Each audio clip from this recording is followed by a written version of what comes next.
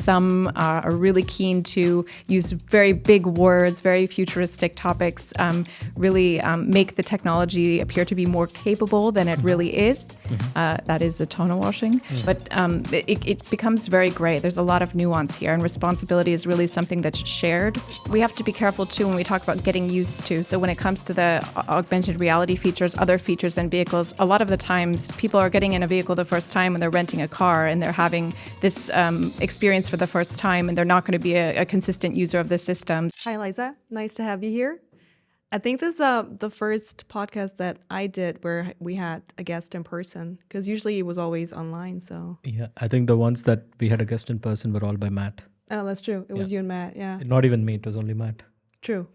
Oh well, but also your name has been dropped quite a few times in our podcast, and you finally made it here. So it's nice to have you. Yeah, it's wonderful to be here. Thank you for having me. That's a basic question to start this whole thing off. For all the people out there that are listening or watching and that are not into human factors or don't have anything to do with the topic at hand, before we jump into any deeper topics, why don't you give us a good rundown of what human factors is, or how human factors plays into the automotive sector, for example? Yeah, sure. So human factors is a very important topic. It's affecting us every day in our lives, beyond automotive, in all kinds of systems and products, services that we're using. In the automotive domain, it's particularly important because we're dealing with safety critical systems.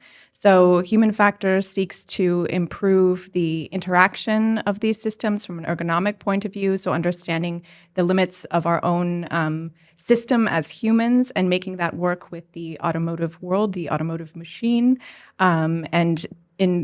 There's another side of human factors, sometimes referred to usability engineering. This is blended user experience. There's all these terms kind of surrounding this, and we're seeking to make product, system, services more efficient, satisfying, and effective to use. And there's different parts of this. So there's the function of the system, there's the general safety of the system, and then there's the enjoyment, making sure that systems are pleasurable to use and fun to use. So human factors and usability and UX, they're all very much blended. And by UX, user experience, of course, but yeah.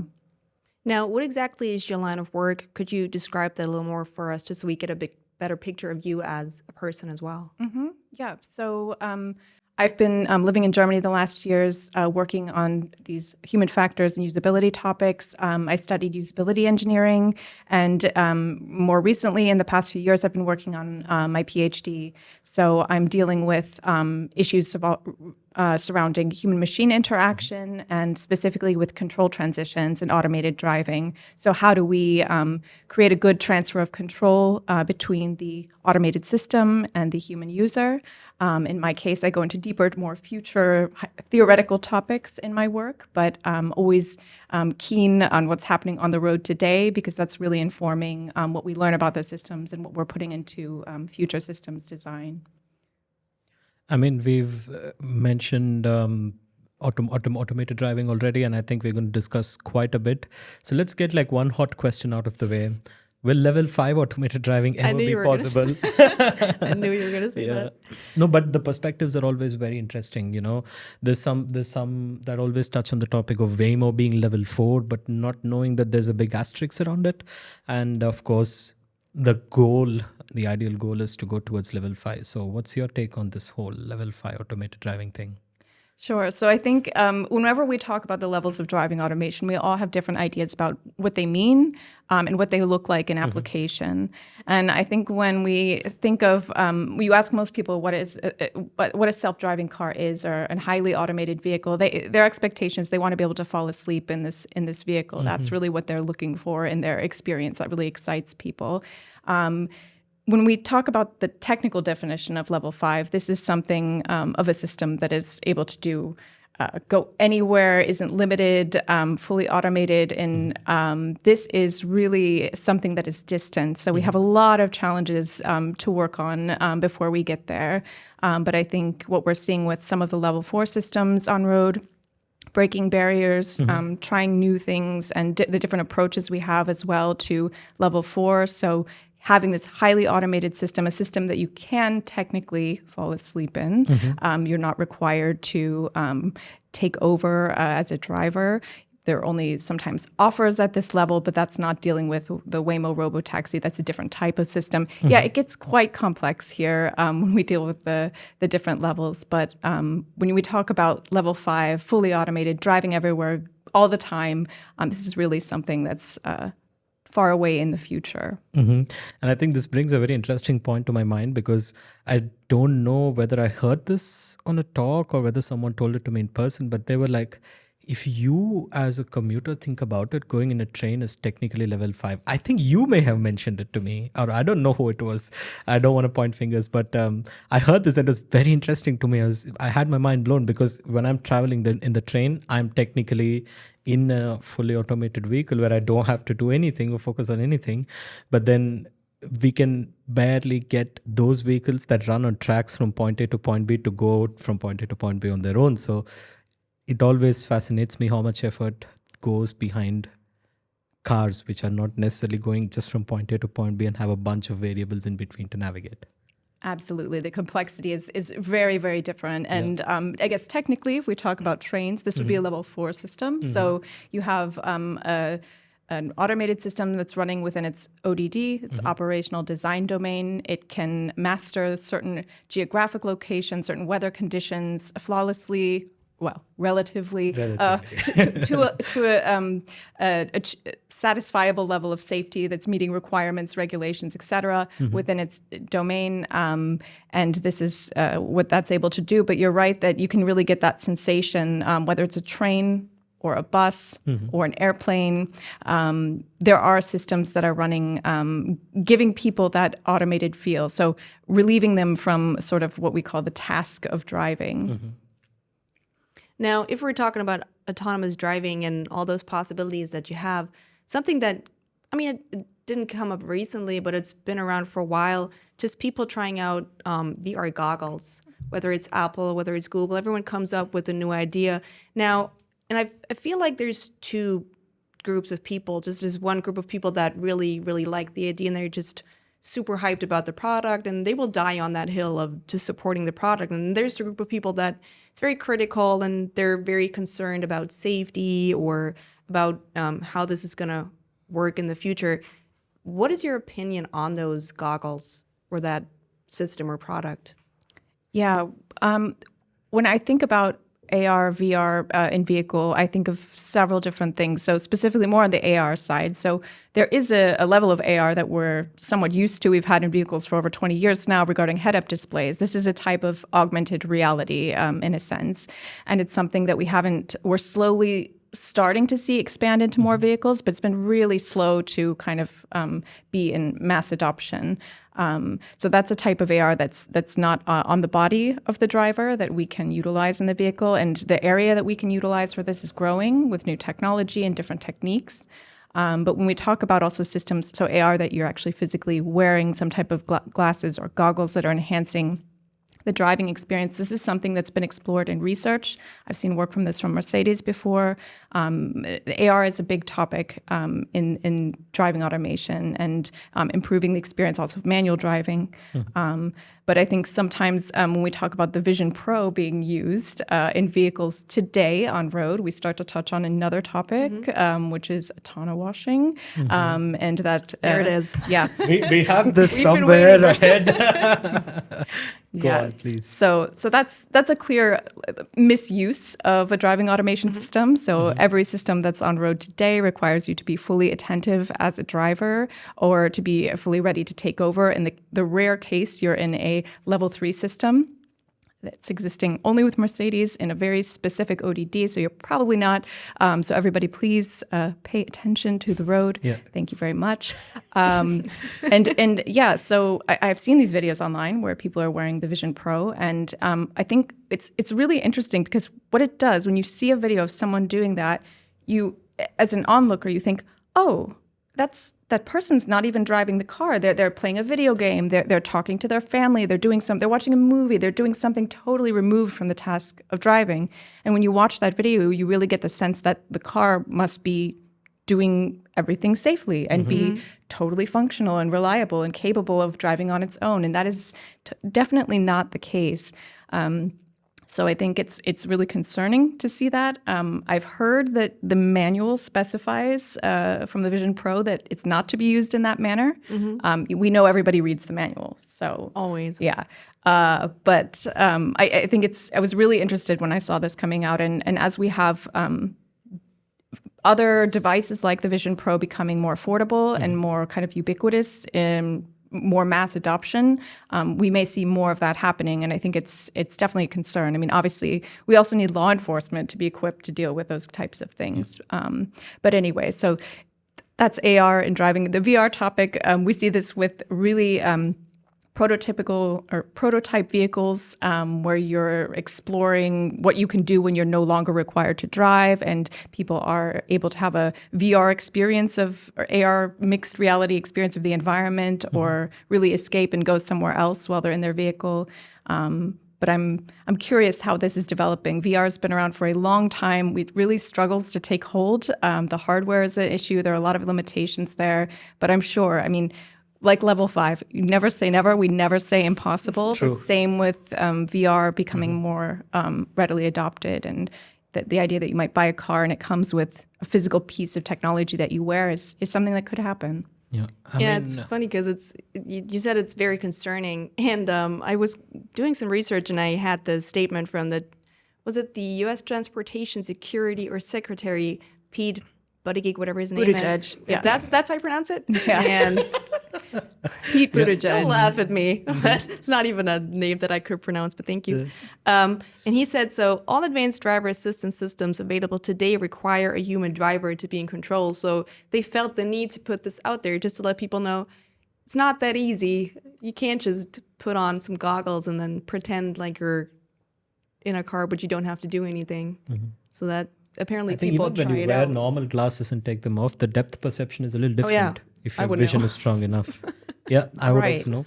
I mean, but you know, it brings to my mind this topic that when I see these reels and TikToks of people wearing the Vision Pro and getting down from their car and doing this with their hands, of course, their depth perception when they're driving the car wearing these is very different from when they're not wearing these. But it also brings you know this point to my mind, that is this at some level also a law enforcement problem to be solved, or is this something that can be solved from the level of the manufacturer, because these devices have cameras and stuff on them? You know, should they block it?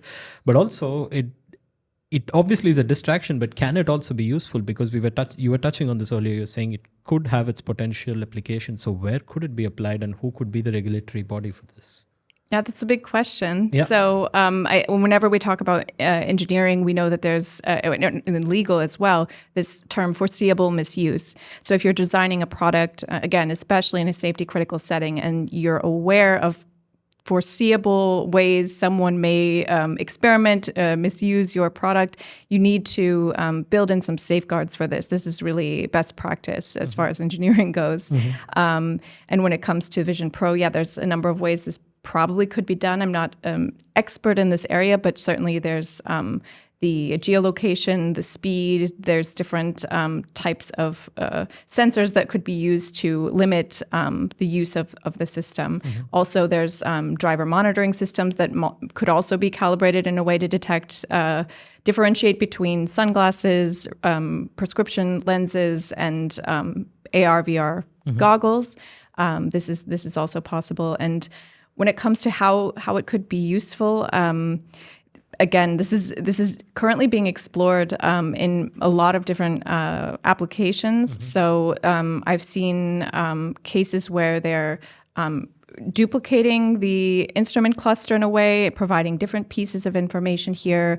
And when it comes to kind of distraction and interfaces, we always want to be careful that we're not overloading drivers, not giving them too much information, but giving them really just enough information at the right time when they need it. So there's a level of system transparency that's appropriate for the given use case in the moment.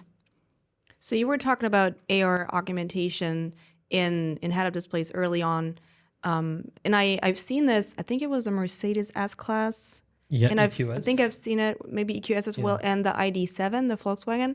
And I was driving the Volkswagen, and it was actually really nice to have that level of, I guess, augmented reality. But it almost felt like those icons that were shown, they were moving towards me as I was driving. And I guess it was just because that was the first time I'd ever seen this. But for a split second, I was a little distracted as well because I was so mesmerized by what I was seeing. And obviously, this is also a bit of a distraction for the driver. Now, do you think that is a level of distraction that we could, or that people get used to over time? Or is it also something where you say, we have to be careful where we go with this? Yeah, I mean, we have to be careful too when we talk about getting used to. So when it comes to the augmented reality features, other features in vehicles, a lot of the times people are getting in a vehicle the first time when they're renting a car and they're having this experience for the first time, and they're not going to be a consistent user of the system. So there are a number of different ways we could work to, let's say, combat that or try to design for that. Certainly keeping things in consistent places within the interface. I mean, it's something that's we've seen go away a little bit with the loss of tactile buttons in interfaces. So we have, screens everywhere. And this is requiring drivers to process information in different ways. So with the head-up displays, I think if there was some type of standardization, this would help drivers. This is what standardization is for. It's kind of making systems more predictable in a way and more usable in some cases. But I think it's something that it's really also individual for drivers. There are also cultural aspects that go into the design of systems. Different cultures, different markets want different things from their systems. And there's a lot of discussion about personalization of interfaces, being able to kind of tune things up and down. So maybe if there's like a learning mode when you first arrive to a vehicle, and then over time you receive more or less information depending on what you want. This is also something that's discussed in the domain, yeah. So there's still also an ethical aspect to this, because we know people think, or people know that things are dangerous when they do it, but they will still try it out. They will still do it. So who do you think is responsible to make sure that these systems are safe? Because I think a lot of companies, they just push the responsibility onto someone else and go, well, if you use the system, it's basically you're at fault if something happens. So they just kind of push the responsibility away from their own company. Yeah, that's a risk that some companies are choosing to take. When it comes to responsibility, I think it's really difficult. We really like to be able to put everything in nice, neat little boxes and say, okay, the responsibility goes here in this box with this person or company or whatever it is.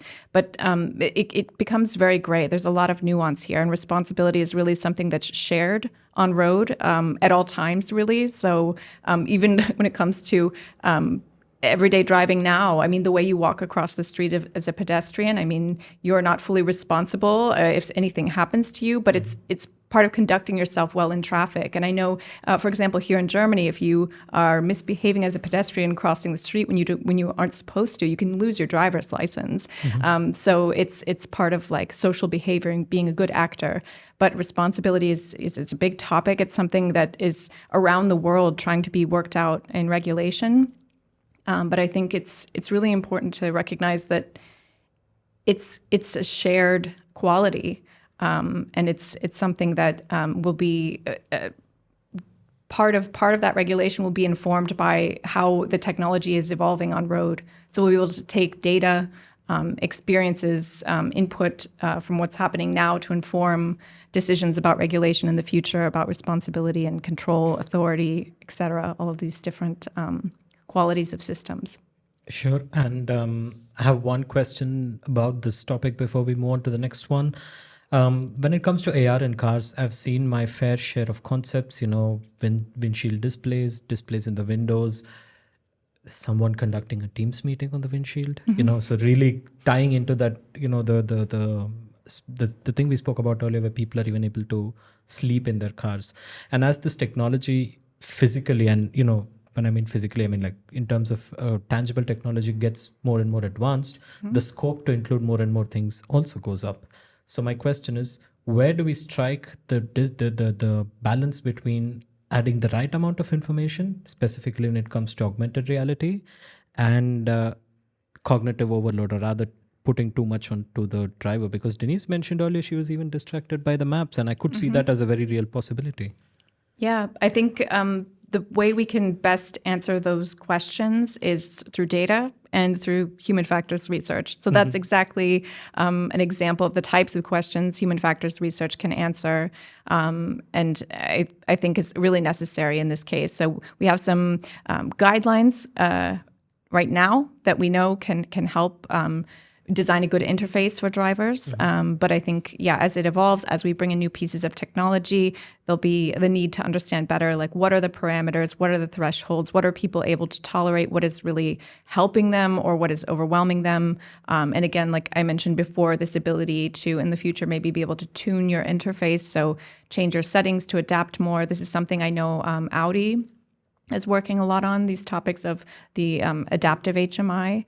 There's a standard that's been put forth that's been worked on within Audi and put forth called Laser. So there's levels of, it's like a taxonomy for rating the adaptability of an interface. This is quite interesting. But so on the basis of something like this and the questions that you had, you could definitely formulate some interesting research questions there. Yeah. Or if we're speaking about responsibility, a lot of things that I've read about is how people, they tend to trust automated systems. Why is it that people suddenly give up their, I don't know, I guess their control so easily when usually people are very keen on keeping control in specific situations? It's a really great question. So it's there's so many things at play here. So it's individual, it's cultural, et cetera, if we look at the individual person, so it starts there. But what we've found with driving automation, it's really interesting. So I've had an experience running a study before where the person told me, I've heard about driving automation technology, but, I used to be a taxi driver and I don't really like this stuff. This stuff is really, I'm not so sure. I've seen some things on the news that aren't so positive. And 20 minutes later, we're on the left lane in the Autobahn going very fast. She doesn't have her hands on the wheel. And she's saying, what should I do now? The system's doing everything. This is so interesting. And so she's suddenly very open. And I think what's interesting about driving automation is kind of like you said, like how quickly people change their tune or begin to trust the system.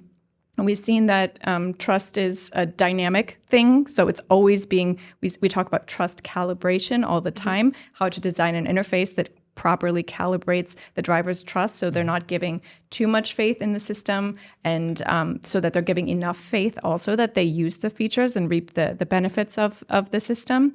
But it's really a phenomenon in a way. And I think when it comes to driving automation, I mean, this is really exciting technology. It's really cool. I've called it sexy before. I think it plays on a lot of ideas we have.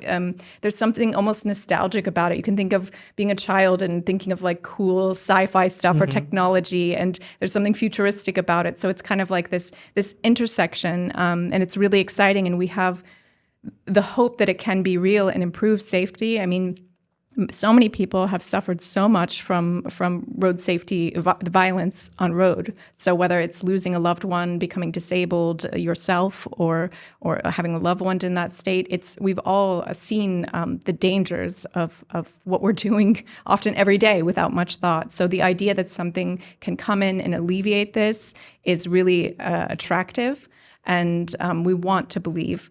But I think what you find too is over time, so when people spend more time with the systems, they begin to see, okay, here's some shortcomings, or they have some experiences that really puts them back in check about what the limitations are. And in some cases, people have experiences that are so far so scary for them that they really begin to disuse the system, and that's their decision. And I can understand your personal safety is there always on the line. So it's something that needs to be balanced. It's a very delicate balance. I think this brings another aspect of the same topic into consideration. You mentioned how quickly people change their mindsets about automated driving. And there is definitely the thing that this is really cool. It brings forth a very futuristic outlook towards this. But do you think there is also a role for different OEMs or car manufacturers to play in this? Because I think there could be, something in these lines that could be influencing their perception as well. Are you hinting at marketing or advertising? I could be, and I don't want to name anyone, but it could be any OEM because a bunch of them are doing this now. Yeah. So we've definitely seen from multiple different OEMs, different marketing strategies surrounding driving automation. Some are really keen to use very big words, very futuristic topics, really make the technology appear to be more capable than it really is. That is Autonowashing. And I think what we see is in regulation that's coming out now, so regarding what's going on in the UK, the Automated Vehicles Bill, which is now at this time in the House of Lords and the later stages, so moving through to the final phases. What we see here is there's a section that specifically addresses marketing and actually takes it as far as placing some criminal liability upon this type of inflation of the systems. So obviously there's a sense there that there is a responsibility, and that responsibility it's written specifically to also address corporate officers.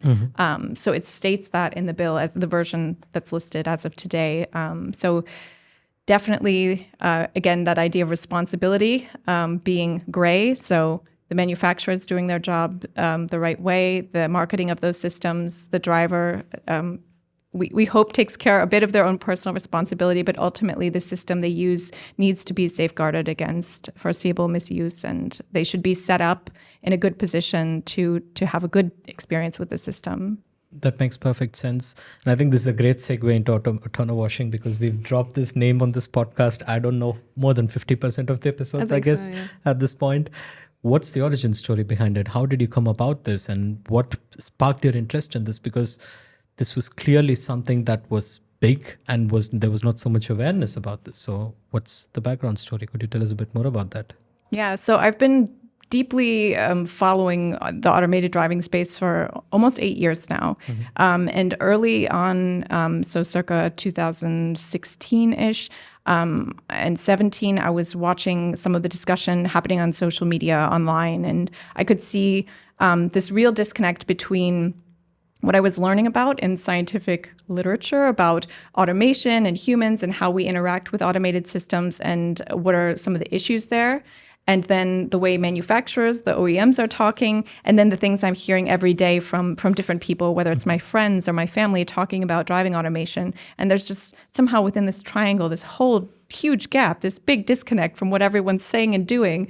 And I kept reading the same news articles over and over again where they're talking about, these systems are described as being fully self-driving in some cases. And the reality is, no, they require your full constant supervision as if you're driving a vehicle manually. It's the same amount of attention that's required there.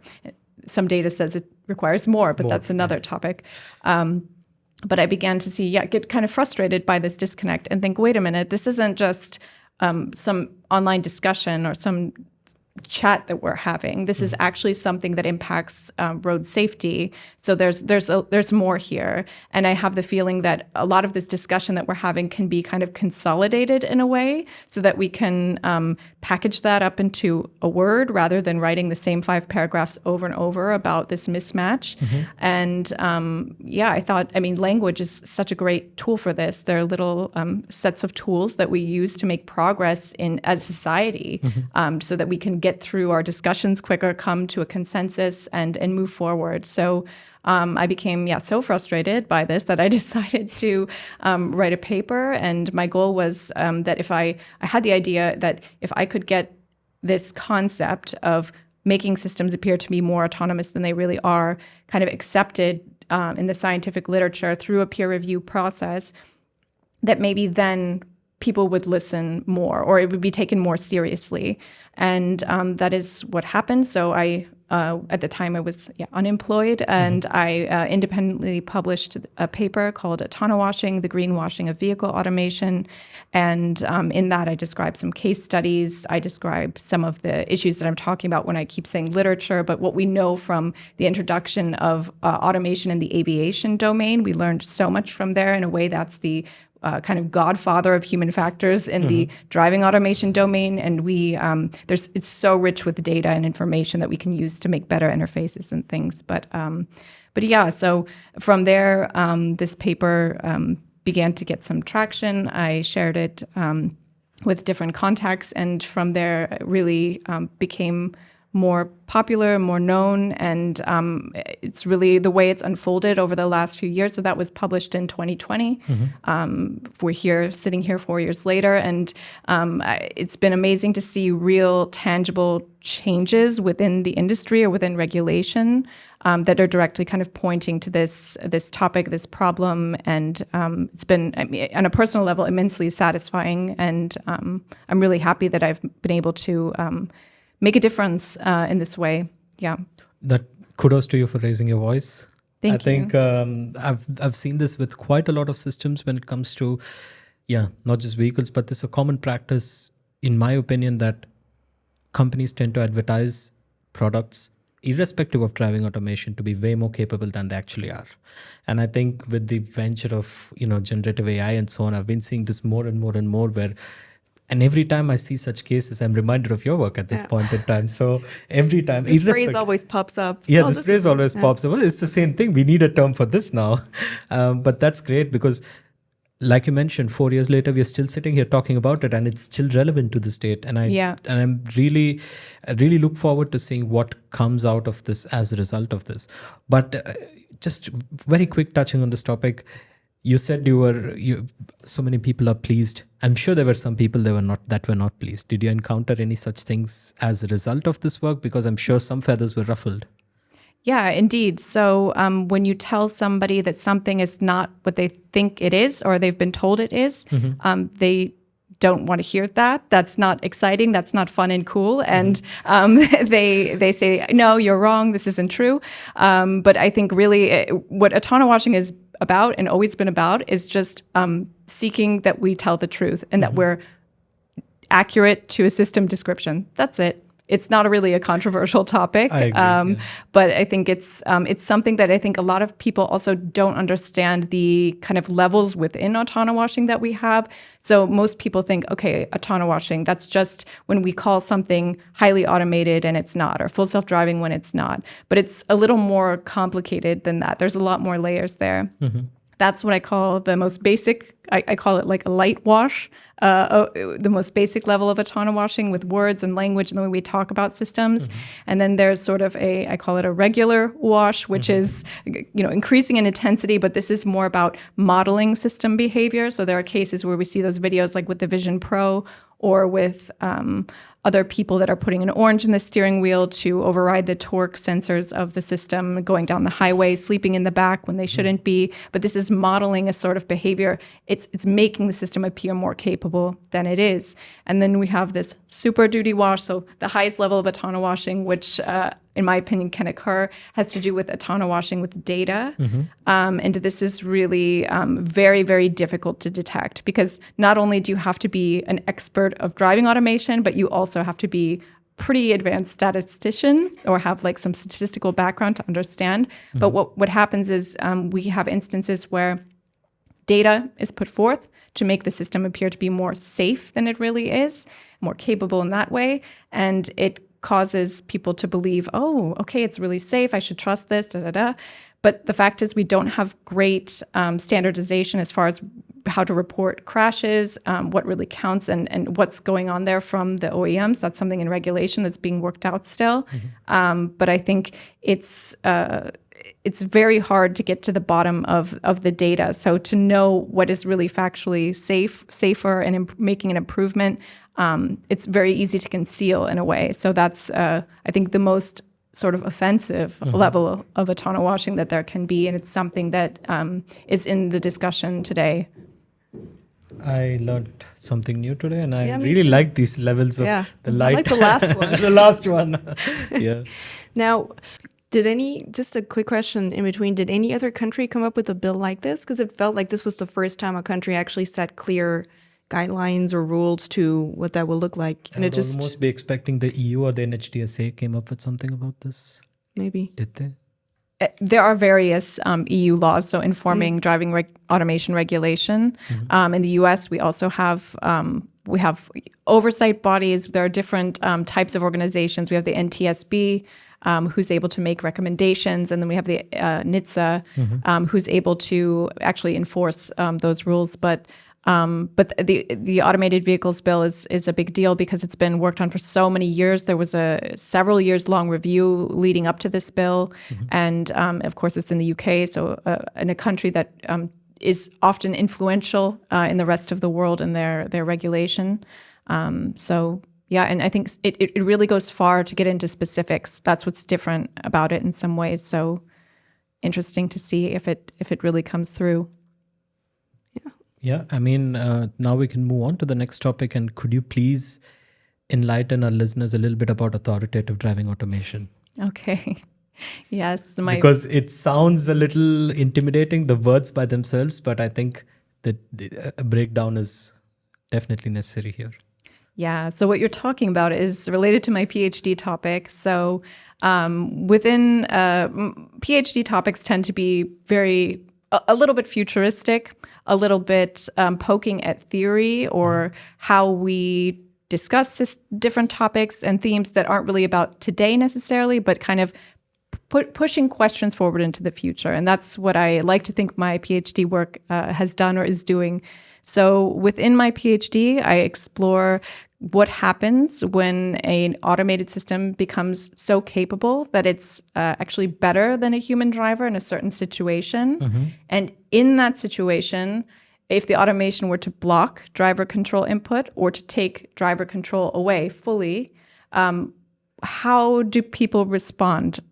What do they do when a system does this? Are they willing to cooperate with the system at all? Are they fighting with the system? Do they fully reject this type of interaction with a driving automation system?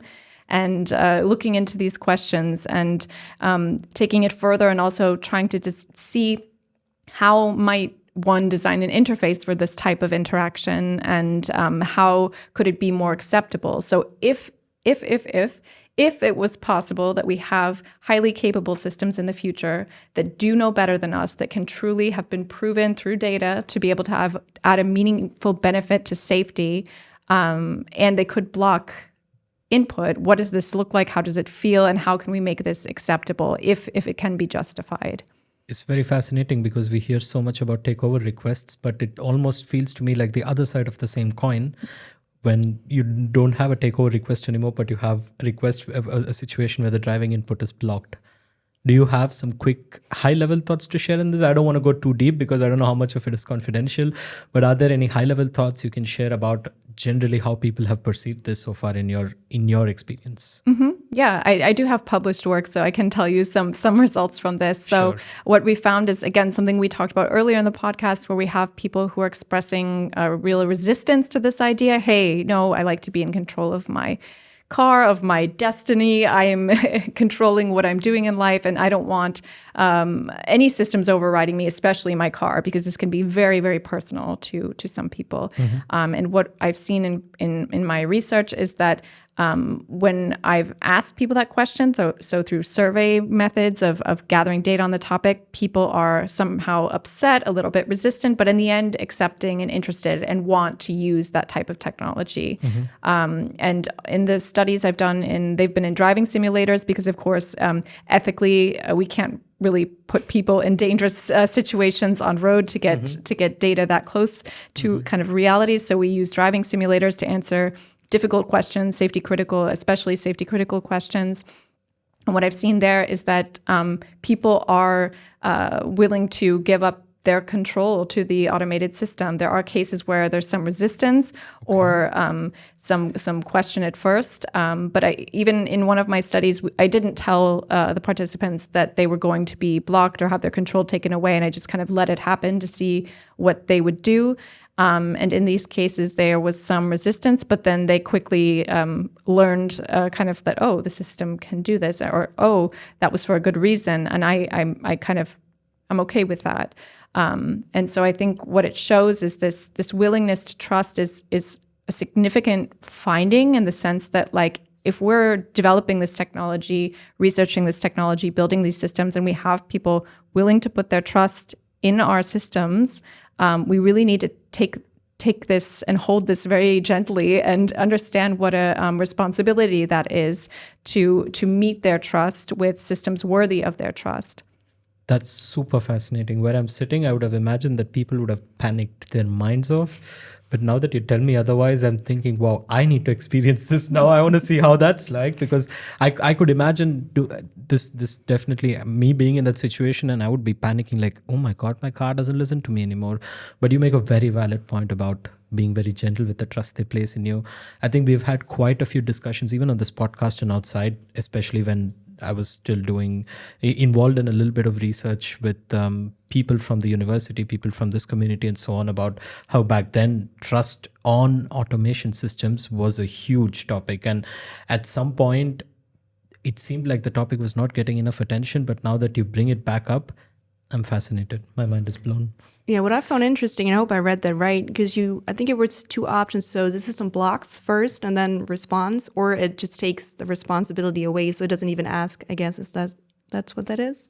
Right. That's what I mean by authoritative. So the system is not saying, hey, would you like me to drive right now, or anything like that. It's I've designed some scenarios where it's really like just taken away the control, or there's a blocking that you feel directly through the haptic feedback in the steering wheel that you're no longer the one in control. And there are some cases that I did see in my study where, especially in the takeaway scenario, where people didn't realize that they weren't driving anymore. So they think that they're still driving, but it's really the system. And that we would call this mode confusion. And it's really something that needs to be solved in the interface and the human-machine interaction. So people should always know what driving state they're in. But it's interesting sometimes watching people who think they're driving and they're not, and how they attribute the behavior of the system when they think they're doing it when they're really not. So it was much easier for them then when they didn't know, but when the system blocked it first, they were like, oh no, they were really reluctant to kind of give it up. It's a little bit of a different topic. So with the confusion that I mentioned, that was really only when the control was taken away. It didn't have to do with the blocking. The blocking was pretty strong, and they felt that feedback and they were aware. For example, a scenario that we tested was a blind spot collision, so to avoid a blind spot collision. But we, instead of just beeping or flashing lights like the systems on road today that assist you to avoid that, this really pushed the vehicle back into lane and kept the driver out of the loop, out of the driving ability to drive, out of control for some seconds, for some period of time. The vehicle came to a stop. So that was a scenario where we were blocking. But the takeaway scenarios were also different. So we had one where they were driving on a road and you couldn't see really the reason that you would lose control. So we had some scenarios where it was very obvious, like blind spot, you see the car. Other cases where the system just somehow knows better and there's no cue in the environment to the driver why this is happening. That's more upsetting, it turns out. But I think it's so context dependent. And regarding the interventions, I mean, in principle, this idea of blocking or taking away control from a driver, really, we don't want to do that. So we always want to keep the driver in control when they want to be in control, no question. So the first step of addressing the topic of authoritative control interventions is avoiding that they occur to begin with. And then if they're really necessary, then, okay, how do we design the interface for this? How do we alert drivers, inform them, things like that? I've experienced a couple of systems where they're very basic in comparison to what you're saying, but when I was hitting the borders of the lanes, the steering vibrates. Some even try to pull me back. And though I don't want them to pull me back, they do, because that's like a shock move. So did in the context of your study, did you also ask them whether they would like to have the control taken away from them because the vehicle knows better, or did you just do it straight away? What was the premise? Could you go into this a little bit? Because I would imagine that makes a difference when people are aware versus when they're not. That's right. So the information you give drivers before they experience a driving automation system totally informs the way they initially, at least, approach that system and use that system. So that's true.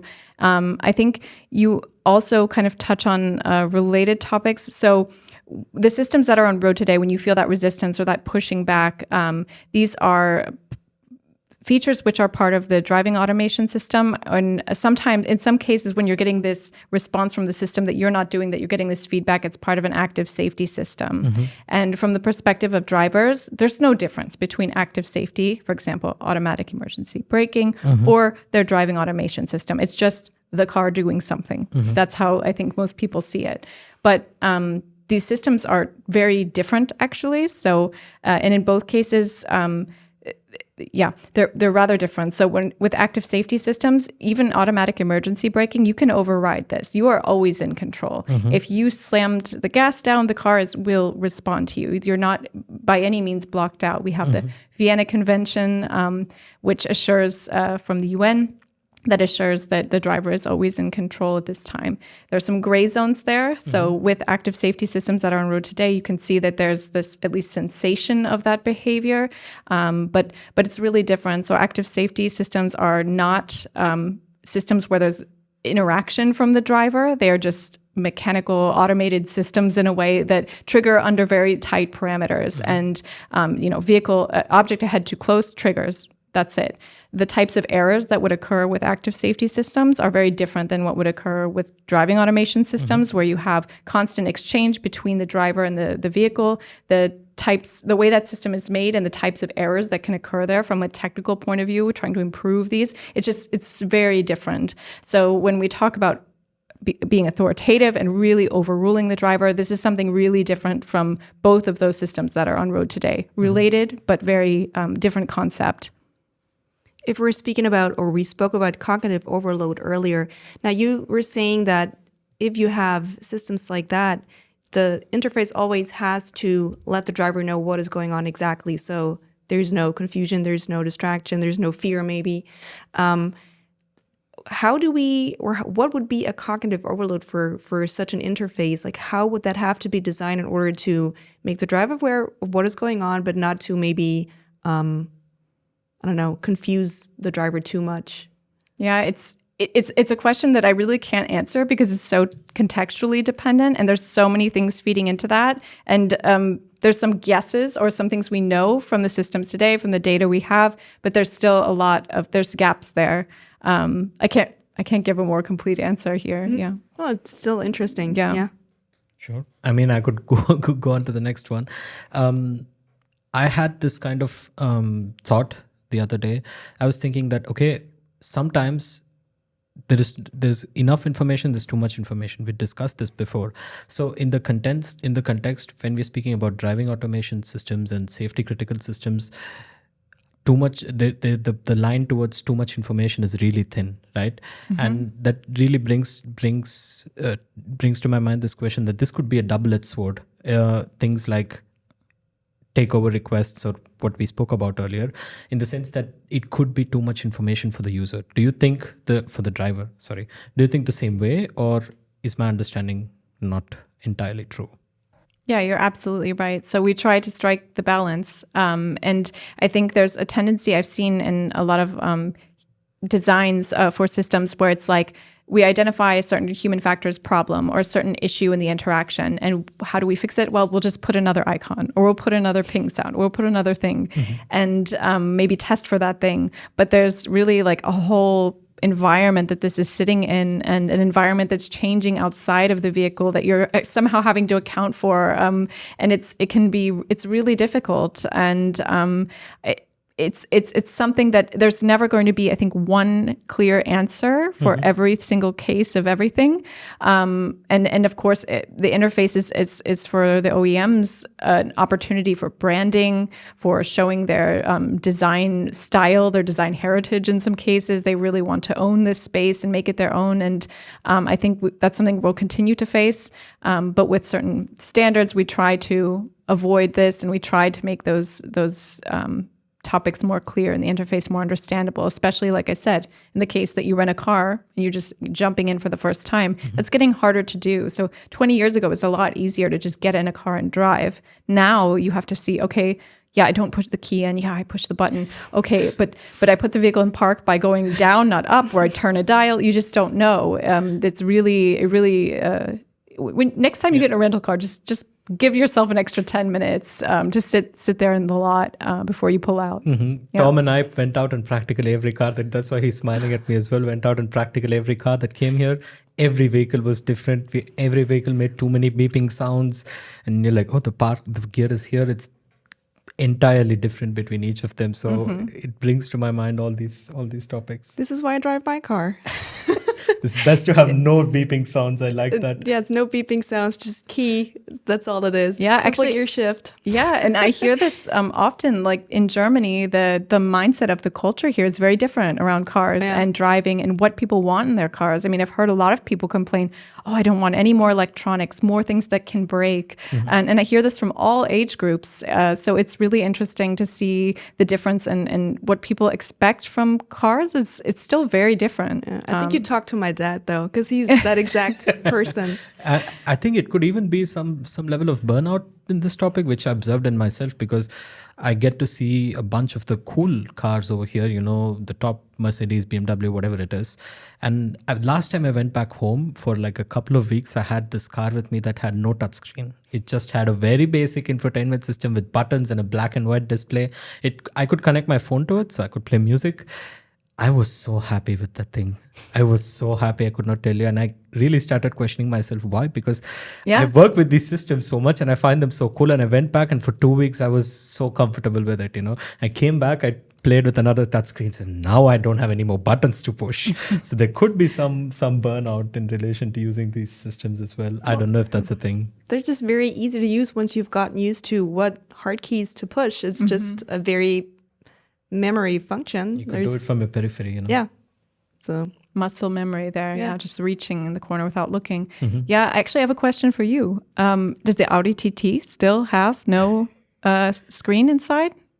I have no idea. Okay, because in recent years, the remake of the Audi TT, it has no screen inside, and that was really a design decision meant to send a message that this is about the driving experience and have fun doing that and not be looking to the center towards the screen. So I don't know if that's still true in the most recent model, but in the last couple of years, this was still the case. We didn't have the Audi TT. Apparently, yes. Apparently, Tom says looked yes. it up.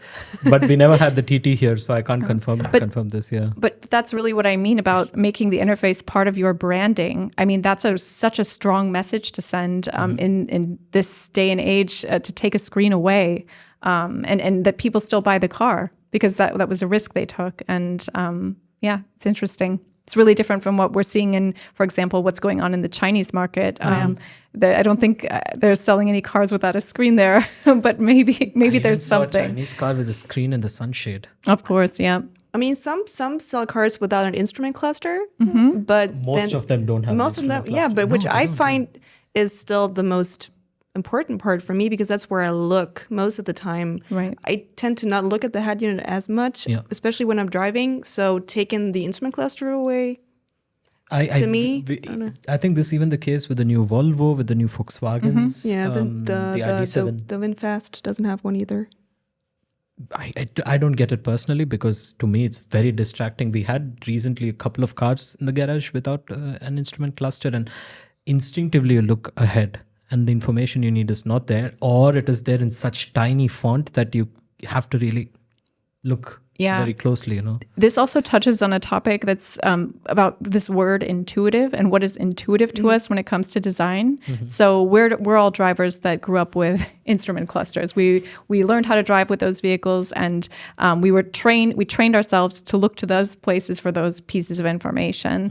And that's not something that you came into this earth knowing how to do. That's not part of your, as I would assume, intuition. To me, intuition is something that you really come here already feeling or knowing. It's not part of a interaction design in a piece of technology so much.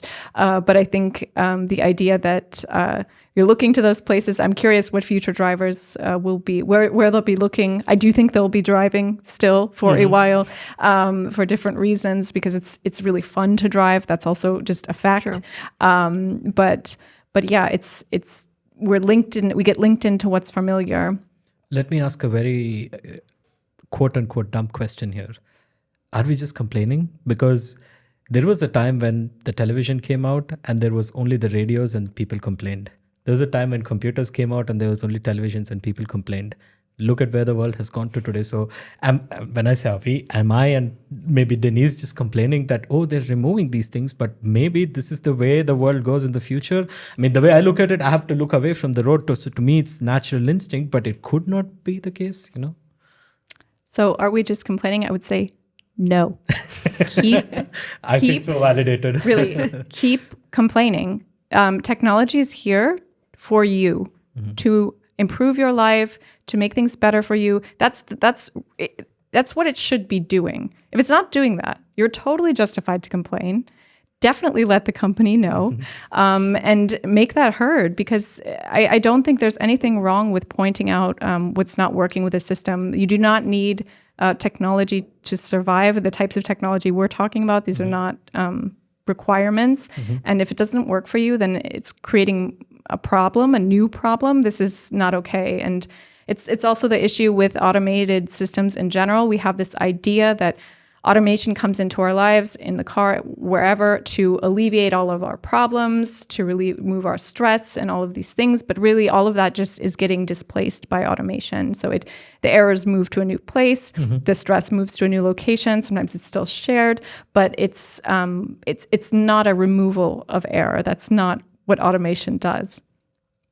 Denise, we were having a discussion about the talk that Liza mentioned about, from Brian Smith, was it? Yeah, Brian Walker Smith was the name, right? Yeah, a lot of things that you've been saying, especially I remember because I listened to the podcast again yesterday. A lot of the things that you say, he also mentioned. And I think one of the key questions that also the host asked him at some point was, so who's really driving those driverless cars? Who is it? The company? Is it an actual person? Is it a computer? Who is it? And how would anyone answer that question? Yeah, so I saw Brian give a presentation one time, and in his presentation, he asked that question. And really, honestly, I was sitting in the audience, and I was just thinking, companies drive the systems. And he said companies. I thought, oh my gosh, this is my person. He understands the problem the same way I do. But I think it is companies, and so that's kind of the first place we can look when we talk about responsibility and how to handle these systems. But then we can also, I think, I don't know, when I think about it, you can take it a step further. Okay, who's driving companies? Okay, regulation and rules and enforcement of different policy. And then I think, well, who's driving this? And okay, it's actually society. It's the people we vote into office. It's the research we do, the data we gather. So that should at least be the stream into regulation. But it's kind of, it comes through that way, and it's expressed as a company, expressed as the system you have your hands on. But it's really the companies and a collective group of people and stakeholders and decision makers. I think I've heard before something about treating it as a person. So yeah, I think it's also something he mentioned. Yeah. Yeah. I think this isn't really effective. So I think we've seen other areas where we try to treat technology as people or corporations as people, and that's just fundamentally problematic, I think. Yeah. I think something you also mentioned is that a lot of times there's a very big difference between the reality of what automated systems look like and what people assume it is, or the phrases that get just thrown around. And I think you mentioned earlier at the very beginning how some people assume that an automated system can do X and Y, but really it's not possible. And I think it's something you also mentioned. And that's been coined. There's a term also for that. It's called the uncanny and unsafe valley. So it's that gap there. That was by Frank Flemish. He's my one of my PhD supervisors. But it's just defining, like recognizing that gap between what people think, what is, and the safety issues that are happening in between there. And I mean, we've been talking a lot about safety because that's kind of like the immediate problem. But I think there's the other side of this where when we talk about making things more capable than they really are, this begins to at some point affect business, because it's a business strategy to put out this technology the way it has been. And at some point, when you're over-promising, under-delivering, there comes a certain kind of reckoning that can only it's not a sustainable strategy. This only goes on for so long. So it's something I think we're starting to see in the industry now, where we're having to face some of the issues as far as not progressing as quickly as was promised, and that's something we can see across the landscape now. Yeah, that's something he said. I think the host asked him, so do we already have level 5 cars, or is that possible? And he goes, well, the good news is, I think he phrased it like, automated vehicles have been 30 years away since the 1930s, and now they're only 10 years away or something. Yeah. So I guess that kind of ties in with what you said about how people think we're much further ahead than we actually are. Yeah, and as far as what exists today, it's so contextual. I mean, I think in the context of our discussion today, we're talking about what we see when we walk out of our homes and commute to work every day. Where are the automated vehicles? That's the level we're talking on. Mm-hmm. But there are cases, in mining applications where you have more advanced automated systems doing different types of tasks, and logistical ports where you're transporting things off of boats, onto trains, onto semi-trucks, things like this. There's automation going on there that's, I guess... AGVs, right? The AGVs, these are the ones, are we referring to the robots that are loading and unloading these things? Right. There are certain levels of automation that are kind of like existing today, but in these tiny pockets, in these places that are out of view. And I think that is how we will see the technology evolve. So it'll be in these tiny pockets and then some expansion, yeah. Maybe when we're still discussing this, I have one question that has always stayed on my mind. I think since we were talking about these level 4 automation and so on, who is really driving these vehicles? Mm-hmm. I believe for some of these companies, there are actual people that take over these, especially the taxis, when there are situations where a human driver intervention is needed. But this kind of, in my view, brings together and brings forth another key question in my mind, which is what I want to ask you. The way I perceive it, the motive behind developing fully automated driving, and I use that exact term, is to mitigate human error. But these systems are developed by humans. Can they ever fully mitigate human error in that case? Because if they're developed by humans, there will always be scope for error, right? Yeah, it's that typical automation sort of paradigm. So just not removing the error, just displacing it, mm-hmm. putting it in a new place. So it's something we see a lot. And I think when it comes to improving road safety and mitigating this error, there are solutions that we know work today that really are underfunded and under-implemented. Mm-hmm. So for example, like there are areas where we know pedestrians tend to cross. And if we know from past experience, from data, if we add a median in this location or add another traffic light, whatever it is, this will reduce that injury, that violence in that space. And that's a solution that we have data for. We know it works, and it's not always done. So mm-hmm. getting that forward there's a lot of moving parts there, but that doesn't require any more advanced technology or any weighting. So I think also the idea that technology will solve all of our problems, and that's the solution we all need to get behind. I mean, there are other solutions that we know work and deserve more attention and implementation.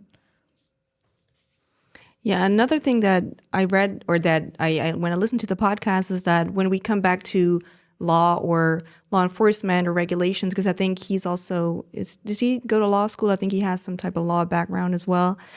He said that there's so many nuances of gray areas when it comes to this legal framework, because different states have different mm-hmm. Legal work or different rules. So I think what he said was Tennessee calls a regular car an automated system, or calls an automated system a person. I think that's what you mentioned earlier. And then you run into big problems, because how are you going to account for all those different types of regulations to work in the bigger picture at some point?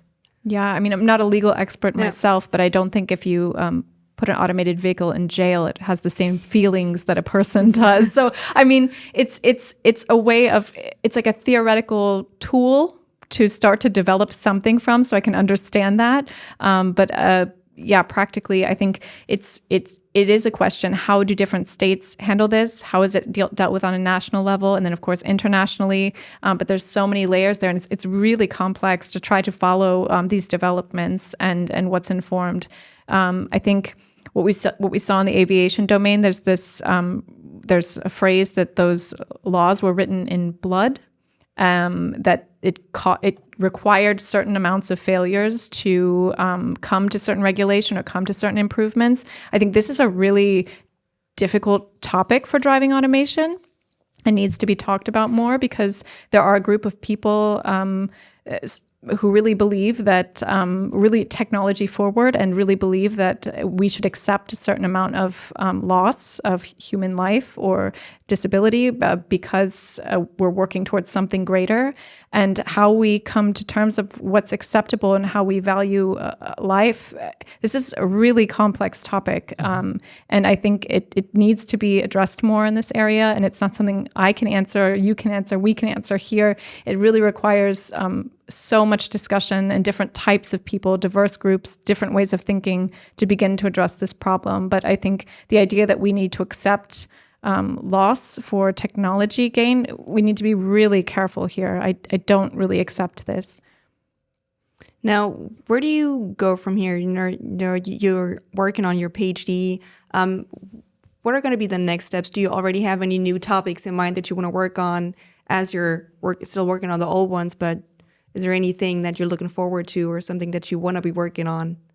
That's a good question. Yeah, I mean, I've been keeping a list of research questions and different topics throughout my work. I always keep this running document. For me, I do love to do research. It's very interesting to focus on this. I also am open to other things. So I've been thinking about other ways that I can contribute to the automotive domain that don't have to do with direct R&D topics, but other ways I can maybe influence some regulation in the future, or deal with kind of strategy topics in automotive. So that's something I'm looking forward to and open to. But from my point of view, I will be here in Germany still doing that. I really enjoy life here. So I look forward to continuing. I think we just found ourselves a regular podcast. Yeah, if you're going to be around here, you should come more often. But we had such a wonderful time with you, Liza. Thank you so much for joining us. I'm just as, I think I can speak for Denise when I say we both are super enlightened and super fascinated with what you have to say today. And we look forward to having you again if you're up for it. Yeah, because I'm sure there's a bunch of topics 3 or 4 pages of topics that we've not covered absolutely. today. Always evolving, always something. It's a big problem space. It's very exciting. It's very interesting. That's what got my attention. That's what puts me here today. And I really appreciate it.